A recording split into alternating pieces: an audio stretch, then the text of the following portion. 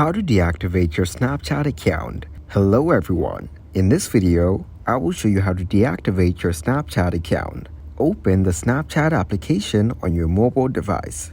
Tap on the chat section to access your chat conversations. Next, go to your profile by tapping on your profile icon. Look for the settings icon, usually represented by a gear or a cog, and tap on it.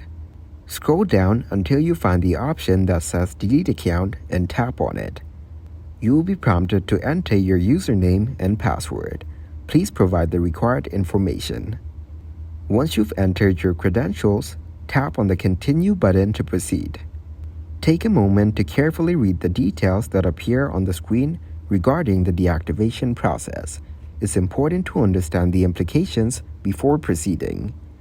Thank you guys for watching this video. Hope you got some value. Make sure to like the video and subscribe to the channel to get notified of new videos. See you in the next one.